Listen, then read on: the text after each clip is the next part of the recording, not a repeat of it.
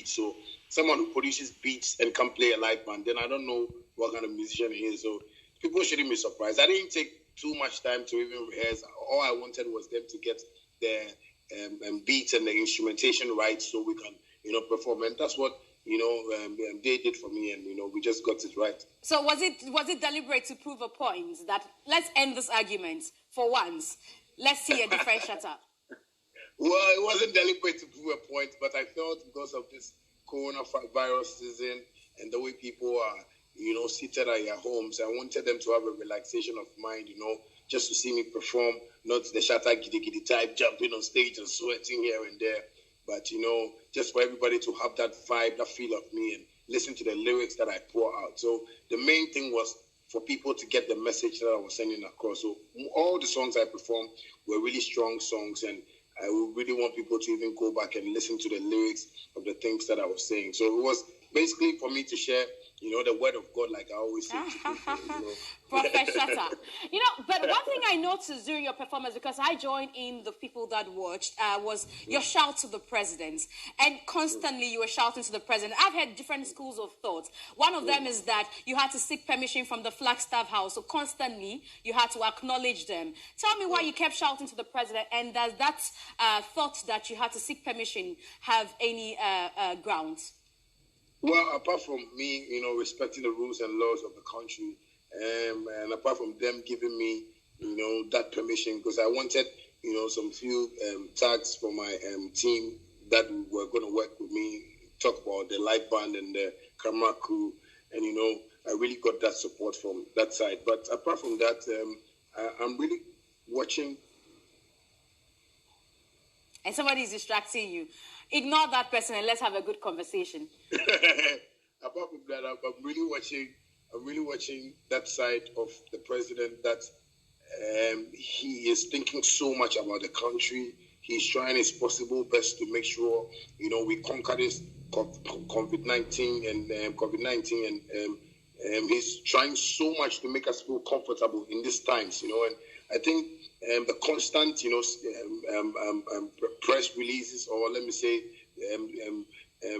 him coming out to speak to Ghanaians is really making me, feel proud of him. And, I really told my people that, my crew, that this is the kind of like governance we want, a president that really cares about his country, a president that really wants to see the country survive. He made a statement that people should stay at home and they should be safe, because their government as a body cannot save lives, but to save the economy, they have strategies and tactics to really, save the economy. And I really love that vibe, because that's very heavy, that's very, krawit, what am I saying? So that's what I always tell people, this president we have now currently is not an old man, he's a guy. This is a young guy trying to get to the young guys out there. So I just want to say kudos to him for his support.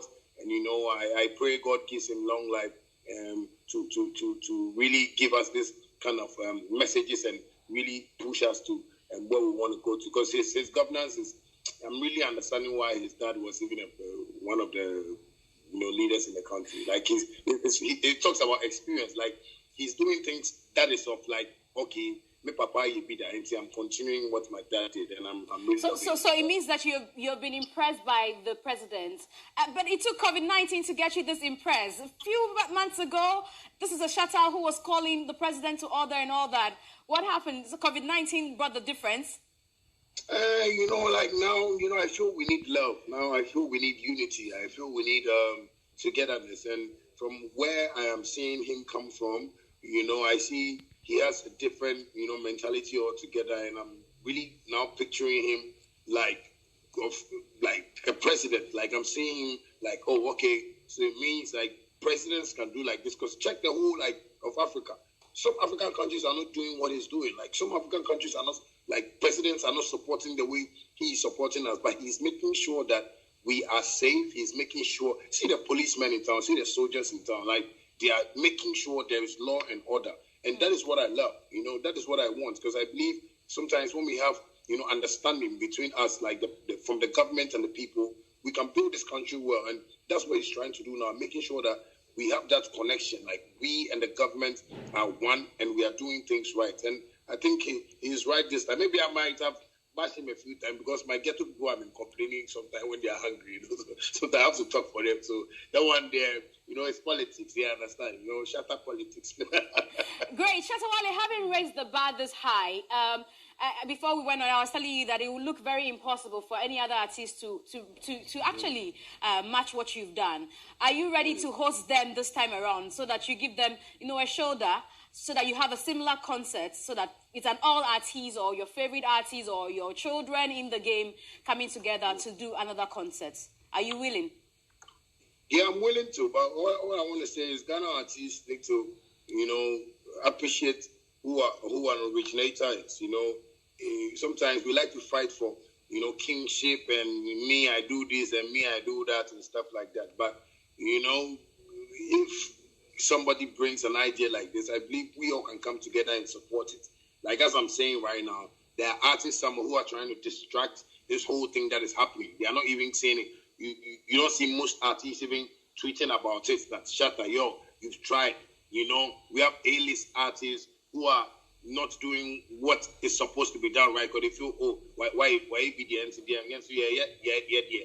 But see, sometimes when something is positive and we can all push it up, we can do that. I was talking about beefs some other time ago, and people were saying, as for Shatta, he loves beef, as for Shatta, he loves beef. But right now, go check on the internet. Like, artists who were like, I love beef, are enjoying beef, because now they say they are doing something on Instagram, and this one is beefing this one, this, and it's, yes, but it doesn't bring money.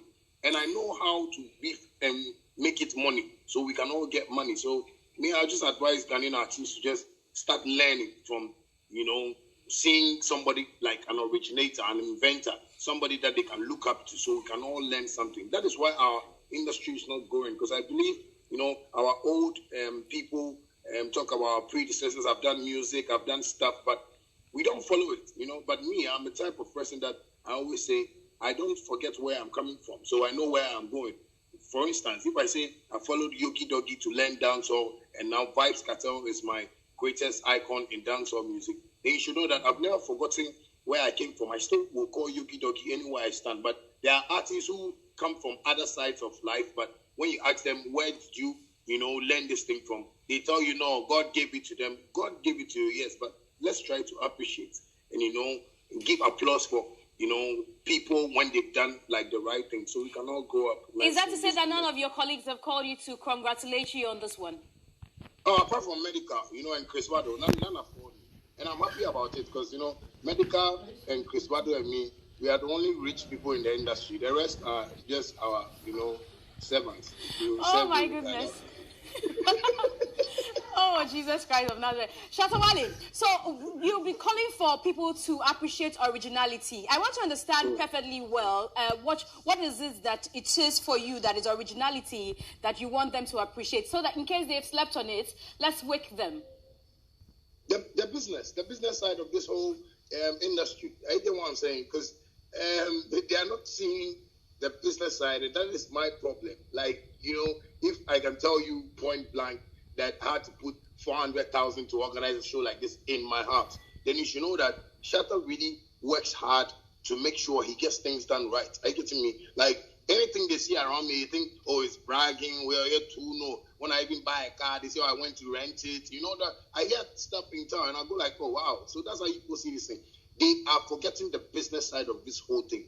Ghana music industry, or let me say, the musicians alone are too much of, comic-like, creators. Like, what they want to do is just laugh and think of fame, like fame. But fame is not going to buy us houses. Fame is not going to check our medical bills. Fame is not going to pay our bills for us. So I just want them to know the business aspect of this whole thing, because if they don't really study the business aspect, that is going to make us really lose. And that is where they're going to see me like, maybe I'm yet to know. But they are failing to ask me, Shatta, how are you doing this? Can you teach us?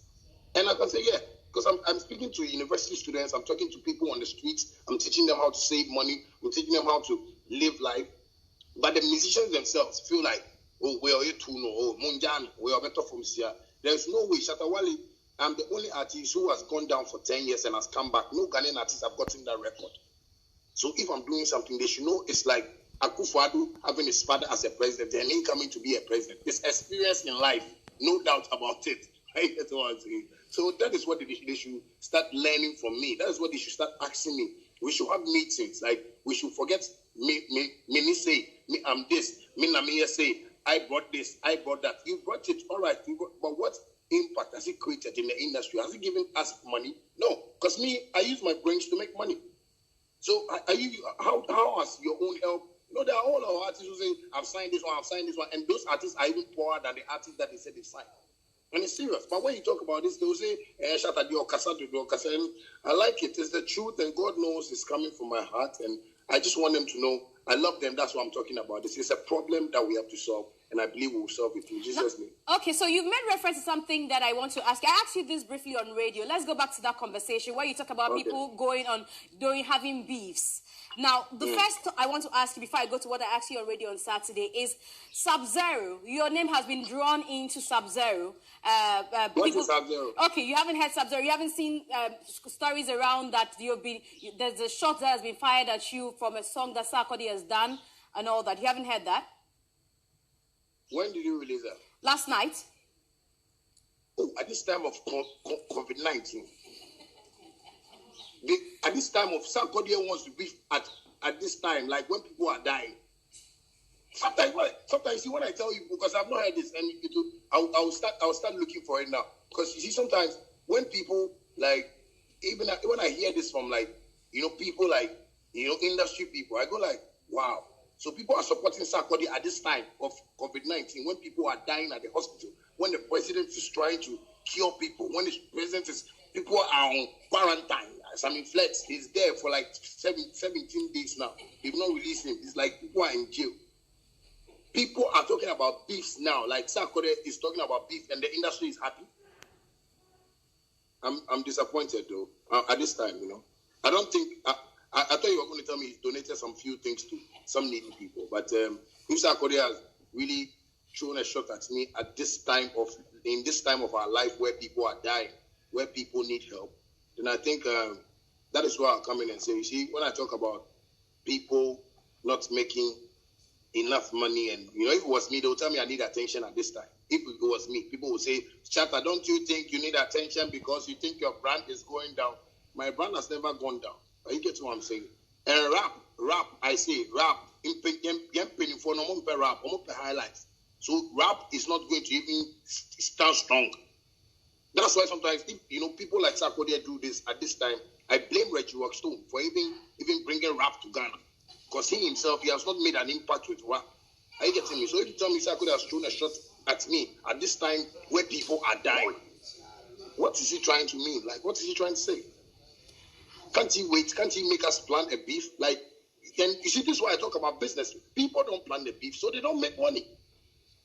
Like me, I always say this, like Samini, if Samini has really realized long time ago, we would have made money from our beef. See this thing that happened between me and Stoneboy. Later, see where it ended as court. Because people didn't understand it, so people will bring guns and come and start trying it. But I have not done that before. This is not me. I am doing business. If you don't understand, ask me and let's do the business. But at this time, if you tell me, Sarkodie has thrown a shot at me. Quickly, let's do Mansa Musa and let's go. We are waiting for that with your icon, Vibes Cartel. Everybody is waiting for it. It trended on social media for a long while. Tell us about it. Well, Mansa Musa is one great track that people should watch out for, And Vibes Cartel has been my role model when it comes to dancehall music. I believe a whole lot of people are waiting. I had to travel to South Africa to shoot the video, but because of this coronavirus, so we just giving ourselves time.